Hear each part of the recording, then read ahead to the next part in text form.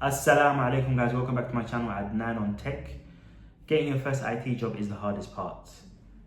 Every job description asks for the experience, but how can we get experience without actually having a job?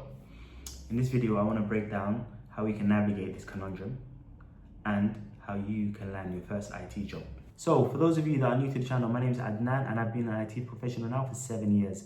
My IT knowledge and experience goes way beyond the 7 years, as I've been a person that's been into tech and into computers since I was 10 years old.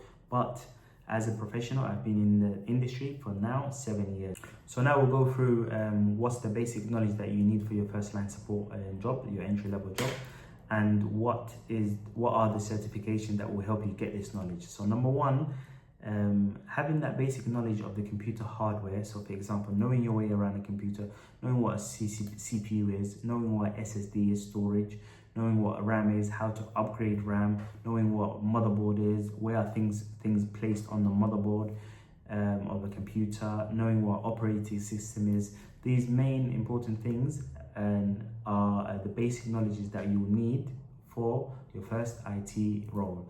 In terms of networking, simple things like knowing what ping command is, knowing what and how files are shared, sharing files, and how computers share resources, what's an IP address, how a computer is connected to the printer, for example, printer. So obviously when you work in your first IT job, there's going to be a lot of printer issues, how you can troubleshoot this printer issue, how the computer's sharing on the printer shared on the network. So all these things, and knowing what domain is, knowing what Active Directory is, and how all these computers in your company that you'll be working for are on a domain and they're on the same domain, so they're connected to the same network, all of this stuff. So let's get into where we can get this basic knowledge from. So number one, where we would start from would be CompTIA A+. So the CompTIA A+ course is a widely accepted, widely known across the world certification, which is absolutely essential for you to know the knowledge of this course for your first line support IT job and your first line entry job. The CompTIA A+ will teach you all of the stuff that we went through, the hardware stuff and much more. And the good thing about the CompTIA A+, your first line support job and your employer is not going to ask you to show him or her your certificate of A+. Most important thing is for you to have the CompTIA A+ knowledge. So having the hardware of the computer knowledge, and same goes for the Network Plus, and knowing all this stuff about the network, how the network's connected, where the server room is. Does your company or the company you work for have an on-premise system? Is it in the cloud? Where the domain and controller is, how things are connecting on the domain and in the network. So all of this stuff that you will learn in your Network Plus course. And as I said again, same as the A+, your first employer or your first job is not going to ask you to see a Network Plus certification or A+ certification.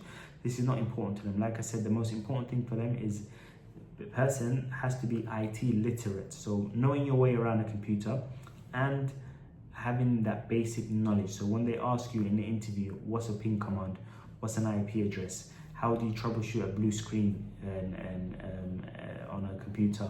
How would you upgrade RAM? Where is the RAM? And what's the noise the computer makes if there's a faulty RAM or things like that. So all this stuff is basic questions they're going to ask, but at the same time, what they'll be looking at is, can this person fit in our team? Can we teach this person? So you being enthusiastic and wanting to learn is very important in your first interview. After you go through your A+ and Network Plus courses, and either you go to a center and study with a teacher like me, or there's many courses on YouTube that are free, such as Professor Mesa, which has a full A+ and Network Plus courses online, and then many more people that do A+ and Network Plus courses for free, so you can learn from these people. And what I'll suggest for your next step will be the most important thing is, as soon as you get your basic knowledge and you're a bit confident of knowing what your way around a computer and knowing this knowledge from the A+ and Network Plus, start applying for jobs. Start making a CV. We'll go through how to make a CV and what to do with a CV, but the most important thing, start applying for jobs. Once you apply for the jobs, you grow in confidence after each interview. So for example, the first interview, most likely you'll be nervous, as everyone is, but two things: you grow more confident after the interview, and secondly, You're going to know what the questions they ask. So as I said to you, they won't be too technical with you for an entry-level job, but you're going to know, you're going to see, okay, they asked me now for what's a ping, what's a domain controller, what's Active Directory, what's all this stuff. So now you have these questions, and now you understand, like, they're not going to ask you CCNA level technical questions. They're just going to ask you the basics, and then where the CPU is, what's the operating system, how do you install an operating system, things like this, which you will learn in these courses. Once you go through the first interviews, maybe first, second, third interview, but what I remember is after every single interview that I went through, I grew in experience and I grew in confidence. By the time I got to my third or fourth interview, I was confident, and I was going into my interviews with confidence, and because I knew what they were going to ask. I knew they were not looking for the most technical questions, and they weren't going to ask me the most technical questions, but knowing that they're looking for someone that can fit in the team and having that basic knowledge. So when they ask me things like what's the Active Directory, I fully knew the answers for all of that stuff. What's the CPU, all this stuff. So having that basic knowledge and knowing those key questions that they're going to ask you is the most important thing for an entry-level job. So in terms of navigating the conundrum of jobs and being posted and asking for experience before you have your first IT job, what we need to do is kind of mold your CV into a tech CV. So techify your CV a little bit, meaning you now, as you're going through the courses especially, or if you was a person that's been into tech or been into computers and now just professionally studying for the A+, and you just put on your CV things like, yes, I was helping my colleagues fix Outlook issues, fix Word issues. I was helping them install projectors on the company. I was the main person to go to for any computer related stuff before it gets escalated to maybe the company had an IT company. You can say you was the person where the point of contact, where if they had an external IT company, they'll call and tell you to plug this in or plug that out and stuff like that. So you can techify your CV in that way, and this is how we get through the hurdle of the experience. So every role you had in the past, add in what techie stuff that you have done in that role, so you can kind of push the truth a little bit. So now you're at the point of applying for these roles. Your CV is fixed.